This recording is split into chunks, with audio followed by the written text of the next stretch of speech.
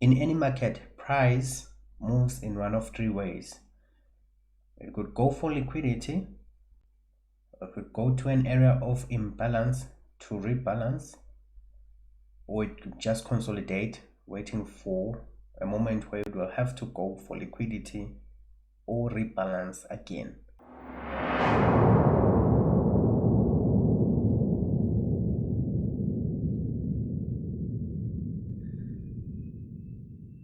Welcome to Institutional Market Structure.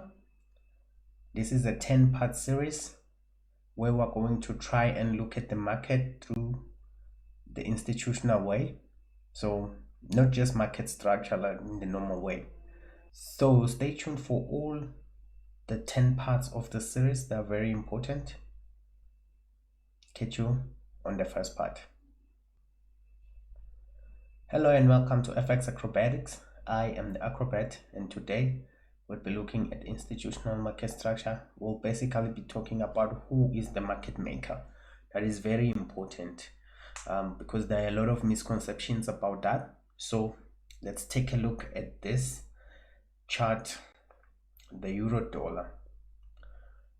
Okay, so I'm going to draw in the Williams percent range here. This is an indicator. Now stick with me, it's important why I'm using this. Let's just say you had this price chart here and you're seeing an opportunity. You want to trade this. So you look at this here, you can see price is now going up. It looks like it was rejected at some kind of level here.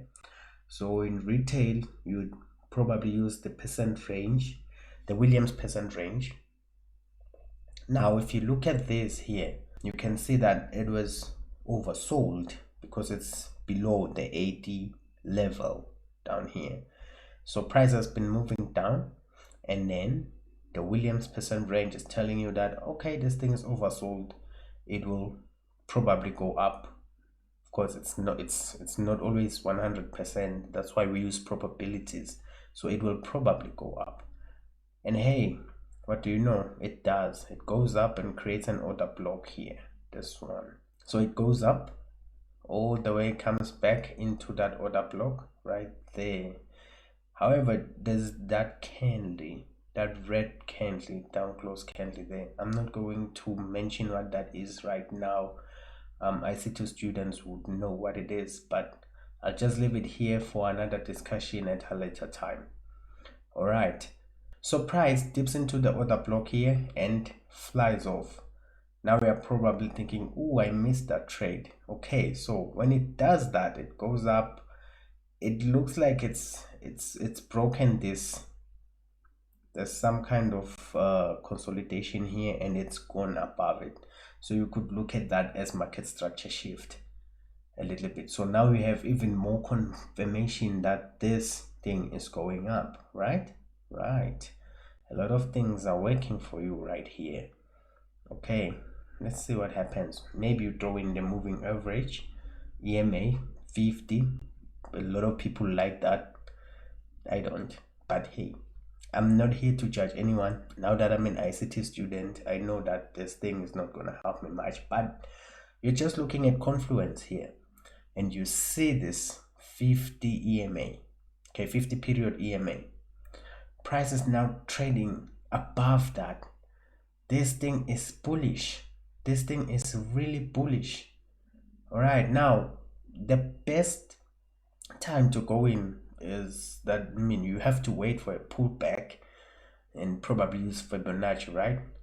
All right, let's see. Here's a pullback. Okay, this is really good. So now price is at some kind of a discount. Maybe you can buy here and probably target this high for your take profit.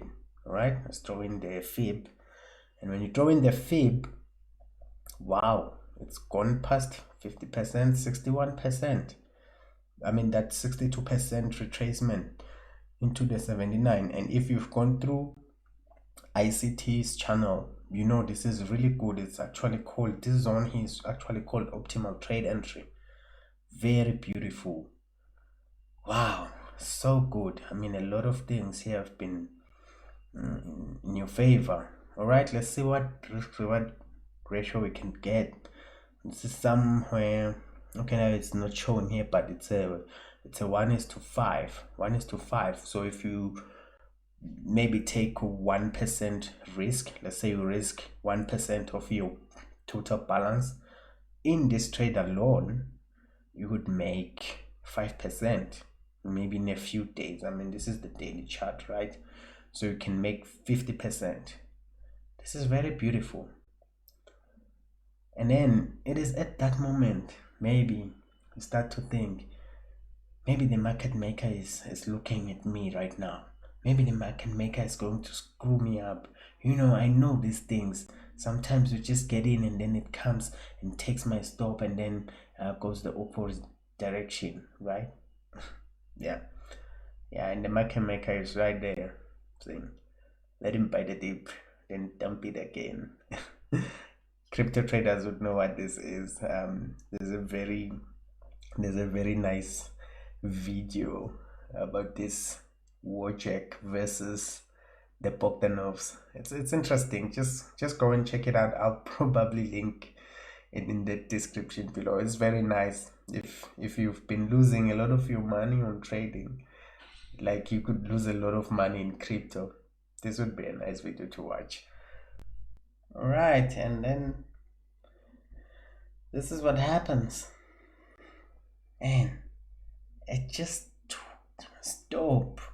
It just took my stop. It's like this guy saw me. They saw me placing this trade.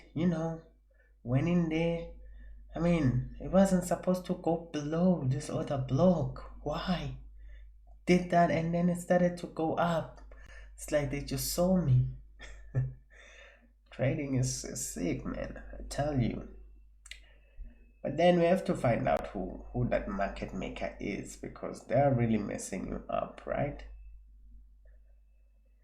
Yeah, the face that you probably make when this happens. I've been here, and I'm not saying I'm perfect. Of course, I take losses, and that's the reason why I'm here, to practice, perfect my craft, and have you work with me. We'll work together, and who knows, we'll probably make a good living together. That's my dream. That's my dream. So I'll share what I know about these things, and you also share what you know in the comments. Maybe subscribe so that we can work together on this. I'll be setting up a Discord server at some point so that we can have more discussions. I'll share what I know, and then we'll see where we go from here. All right. So now this is what I usually talk about a lot: SMT divergence. Now on that day, when price made that high, see here, this high right there, when it made that high, there was SMT divergence. This is the dollar index. You can see here it took out liquidity here, so it's a stop run. And then you have the euro going up, also taking out relative equal highs. This high, that high, relative equal highs, liquidity was purged. And then we have the pound. It didn't do that. It failed to make that high. This one made the high, this one made the low, which is okay, but this one failed to make that high. So when this happens, it becomes a SMT divergence, and we'd expect that when that reversal occurs, of course, price will go for liquidity. As I said at the beginning of this video, it will go for liquidity, or it will go to a place of imbalance and rebalance, or to an order block. So in this case, there's liquidity resting below this place here. Okay, and so price went for that after the SMT divergence. You can see there, after it took that liquidity here, and then it started to move up a bit. Okay, so if you're an ICT student, you know this thing, but a lot of retail students or retail traders, they don't know this. They just go in with the book. Then there are a couple of things to consider. What's nice with us here at FX Acrobatics is that we're also building tools. At the end of the series, I will share an indicator that I've built called Market Structure Shift.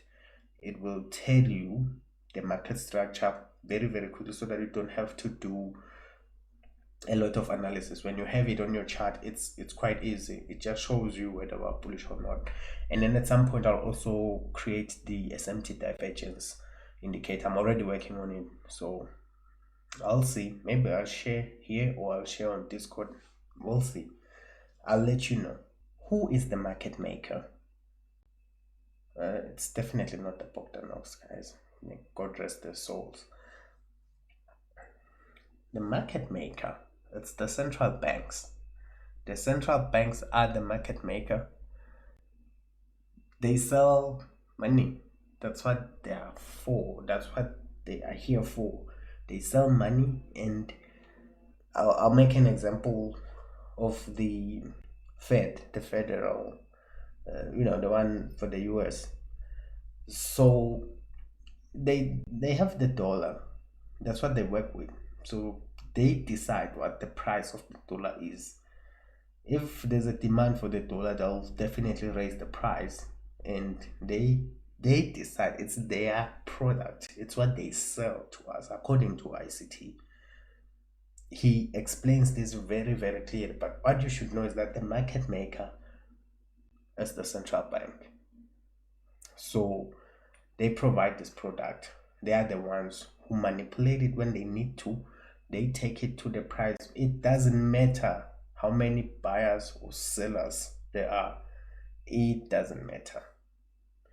Well, I'll show you a couple of examples, like some kind of evidence of these claims that we are making here. Of course, ICT makes these claims. I'm just making sure that I emphasize on them. It doesn't matter how many people are buying or selling. Price doesn't move because of buying or selling pressure. It just moves to a place where there's liquidity, or to go and rebalance where there hasn't been enough trading on the opposite side. Let me just say maybe price was going up and it went up too fast and left an imbalance. So they will take it back there to rebalance that. Okay, we'll get deeper at a later time in the concepts, but I just wanted to highlight that central banks are the market maker. So they manipulate the market through a tool called IPDA. It's the interbank price delivery algorithm. An algorithm is a series of steps that you have to follow to achieve a certain task. Now, in computer science, algorithms are used a lot. Every program, actually, even this video is, when it plays, it plays because of algorithms. There are certain steps that the computer has to follow, execute a series of commands to achieve the task that is playing a video. So it's an algorithm. So the interbank price delivery algorithm does the same thing. It was built to move price to certain levels, so it will go for liquidity, or it will go back to rebalance, or just consolidate, waiting for further instructions if they need to be sent manually. All right, so when there's still decision, or during that consolidation, it tries to build orders. It tries to build orders on both ends, so that when it starts to move, there's enough liquidity that it will go for. All right, so I'll just make a quick example here. You see here this consolidation. This consolidation, people are speculating here, placing their sell stops and placing their buy stops here. Okay, so this consolidation is now building liquidity on both ends, here and here. Now price moves down, takes out that liquidity, and then it moves up, takes out that liquidity. all the people who had their buy stops and sell stops, they lose at the end. So there's enough liquidity for the institutional traders to take out their profits, because they have very big orders. So that money is needed. It can't be just taken out of the market at the same time. All right, so let's look at this examples of signatures of IPDA very quickly. All right, you see the boxes that I've drawn here, these are consolidations. Now look at that, look at this consolidation. This is around 1300 hours EST.